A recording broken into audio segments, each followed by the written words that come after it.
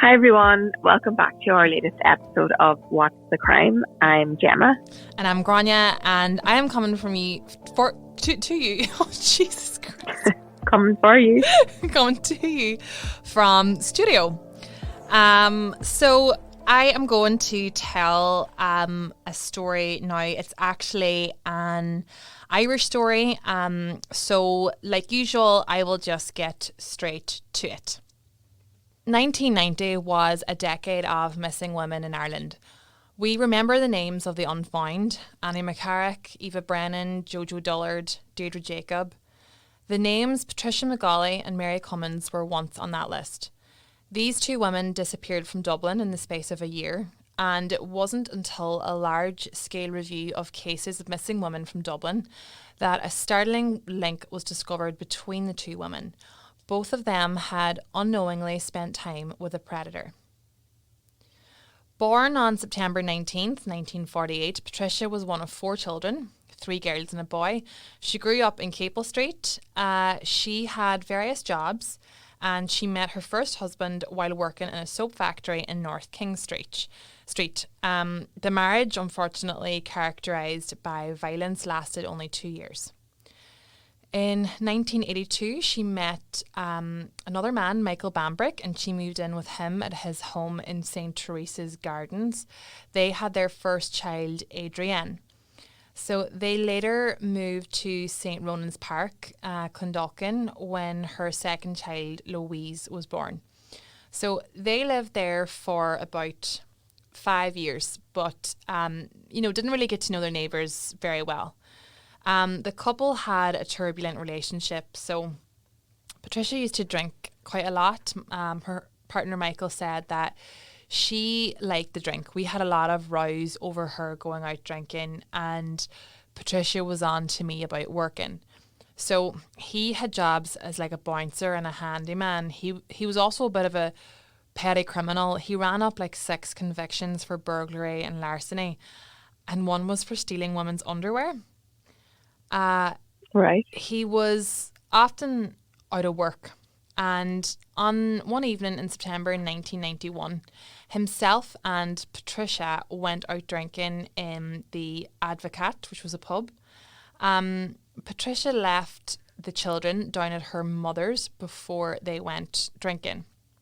Michael drank about 6 pints of Guinness and Patricia had 4 pints of Tennent's. So they left the pub at closing time, and on the way down to her mother's to collect the children, they had an argument. So Patricia, she went into her mother's house on her own and picked up the children and left the house with the 2 kids, and they got a taxi home to 57 St. Ronan's Park. And they put the kids to bed first. So the argument had basically started because I think he thought it was too late to pick the children up or something. And then they started arguing again in the house because she wanted cigarettes. And I think she wanted him to go back down to get cigarettes for her. And he said that they were only after passing the shop a wee while before. So at this stage, they are sort of shouting at each other. Neighbours did hear like this row in the early hours of the morning. There was a lot of screaming and shouting, and then it all went quiet. Patricia had been very close to her elderly mother, so she visited her regularly at her home in Mary's Lane in Dublin city centre. Every week, her mother Julia collected the Lone Parents Allowance on behalf of her daughter. That September week in 1991 was no exception. She went down, collected the money, and then waited for Patricia to collect her money. But Michael turned up instead. So he told her that Patricia was missing. So he said that she went missing, and he went to the authorities and reported it. And her mum, Julia, is sort of like, what do you mean she's missing? Like, she would never just leave her 2 children, Adrienne and Louise. He said that he told the guards that Patricia simply left to go to her mother's house and never reappeared. And Patricia was not seen again. So, okay. Yeah, it's very strange. Yeah. Her disappearance sort of remains simply a missing persons case. There was never really any major investigation ever mounted because I suppose it could be said that it was believed that she just walked away, even though her own mum is like, she would never do that. Less than a year later, on July 23rd, 1992, Mary Cummins, who's aged 36, a mother of one from the Liberties in central Dublin, she collected her single parents' allowance and shopped in Meath Street with her daughter Samantha, who was aged 7. That evening, she went for a drink with friends in Carr's pub on Francis Street. So eyewitnesses put her as chatting to a man that she met there as pretty much the last sighting of her. And like Okay, so she obviously went missing. Yes, like Patricia, she wasn't seen again after this. So it was another mum that actually reported her missing. I think it was like a lady that the daughter had been left with.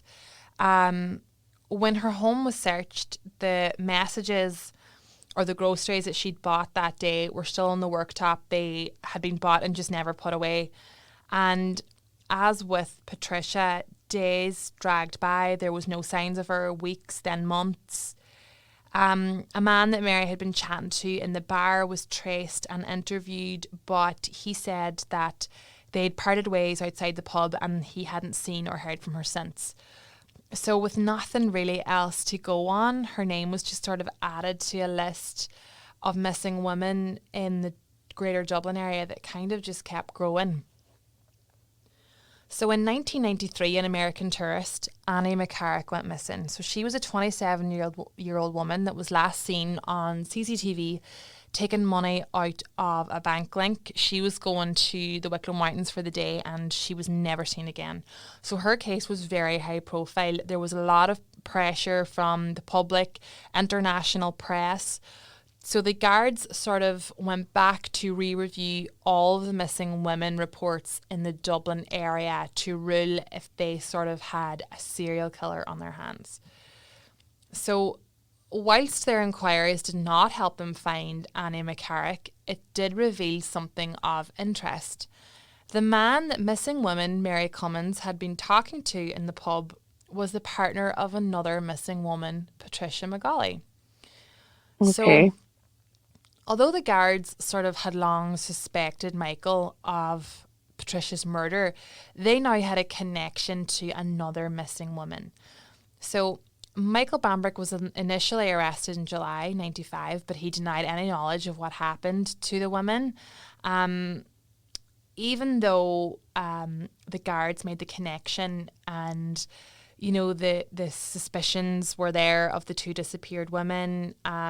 They suspected that their bodies were possibly in his backyard, but there wasn't really enough evidence to support a warrant for the search and excavation of 57 Rowlands Park where he lived. The investigation was upgraded and Gardaí with proven specialties in difficult murder investigations were brought in and based at the station. One of the arresting officers told the criminal court that the lengthy investigation and statements from a number of people, including Michael Bambrick's daughter, Adrienne, all led to his arrest. He also had a former girlfriend who made a statement to Gardaí on June 9th, 95. She said that he enjoyed tying her up and engaged in unusual sexual practices and dressing in women's clothing. She said that he had told her that he had killed a girl in Clondalkin but didn't want to remember it because it was, quote, too disgusting. So, okay, I don't know what to make of that. I mean, if someone said that, I'm sure you'd report it straight away. Do you know what I mean? Yeah. In a statement on June 24th, 1995, he admitted to killing both women. So he sort of details what happened and he gave the following description to the guards. So it's going to sort of read out sort of what he said about what happened, what he done. So from the stage of where they were arguing and shouting at each other, and remember I was saying that the neighbours could hear them screaming and then it went silent. We were shouting at one another. The argument died down a bit. We were in the sitting room. We then went up to the bedroom and we were making love. I had her hands tied behind her back with a pair of tights. I then put tights in her mouth and tied them around the back of her head. Sometimes she let me do this. She didn't like it all the time. I heard her gasping and I realised she was dead. I think she turned blue. I had the tights so tight around her head. I went downstairs to the kitchen and got scissors to cut the tights. I panicked. I didn't know what to do. I then put the body in the box room and closed the door. The next morning, I took the 2 kids to school where I was working, Adrienne, mine and Louise. When I finished work, I went down to Patricia's mother's house to collect the buggy, and her mother gave me money she had collected in the post office for Patricia. I then went home with the 2 children. I didn't know what to do. I went up to Ronanstown Garda station. I got as far as the gate. I lost courage and turned back. The next day, Friday, I cut up the body of Patricia, the body that was still in the box room. There was a plastic bag underneath her and a big old towel. I cut the body by using a paper knife on the skin and a junior hacksaw to cut the bones. I cut off the arms, legs and head and put them into a large black refuse sack, and I put the rest of the body into another black plastic bag. I also put the towel and the plastic bag she was lying on into this bag. That night I took the arms, legs and head to Balgary dump. I went up on my bicycle. I just put them down where all the other bags were and took them out of the bag and then covered them with dirt with my hands. On Saturday the next day, I took the rest of the body to the same dump and dumped it there. I covered this with old other rubbish bags. I will show where I dumped them. Sometime this year, I gave all my tools to another man, basically, in Ballyfermot, and the hacksaw is in that case of tools. At around July of 1992, I met a girl by the name of Mary Cummins in Carr's pub. Adrienne, my daughter, was with me. I had 3 pints and I bought 1 pint for Mary Cummins. Mary Cummins and myself and Adrienne left the pub together. I invited Mary for a drink to Ballyfermot. She said she had to leave her messages down to her flat first. The flat was near St. Patrick's Church. I can't remember the name of the place. The 3 of us went into Mary's flat and she left the messages there, and the 3 of us left and got a taxi from Christchurch to my home in St. Ronan's Park. I got a babysitter for Adrienne, Catherine Gauley, and then myself and Mary went to Finch's pub in Clondalkin and we had 3 or 4 pints each. We left there and went down to 79 pub Ballyfermot and we had a few more drinks there. We left at closing time and got a taxi back up to St. Ronan's Park. Catherine Cully and Adrienne were up. Catherine went home and my daughter went to bed. Me and Mary were in the sitting room. We started kissing and I was feeling her. I know I tied her up and gagged her. I tied her up by tying her hands behind her back with a belt and stuffed tights into her mouth and tied her the same way I had tied Patricia. The next thing I knew, she was dead. She was on the sofa at this stage. I took the gag off her and the belt. I then took the body and left it in the box room. I was afraid. I didn't know what to do. I didn't think of getting a doctor. I was too afraid. The next day, I cut off Mary's legs with a hacksaw and put them into, literally the same thing. Put them into black refuse bags and put the rest into another refuse bag. I put 2 more bags outside these bags the way the body would not fall out. I then put the body into my wheelbarrow and took it up to big fields near Balgary School. I took the body out of the bags and buried it under the other rubbish that was there. I took the clothes off the body and I burned them in the fire at home. I left the suspender belt and tights on her. I will show where I dumped the body. Oh my God. Adrienne said to me the next morning something about the lady leaving her shoes behind her. I said to Adrienne they were old shoes and she didn't want them anymore. I then burned them in the fire as well. I don't know what came over me in either of these occasions. I don't know how to explain it. I got enjoyment out of stuffing the tights in their mouth. I now realise the danger of what I did on these occasions. So weird, isn't it? I know, I realised the danger. Did you not realise after the first time? I know, and the second time was he did the same, put her in the box room and stuff. It's real weird. Sick. I know.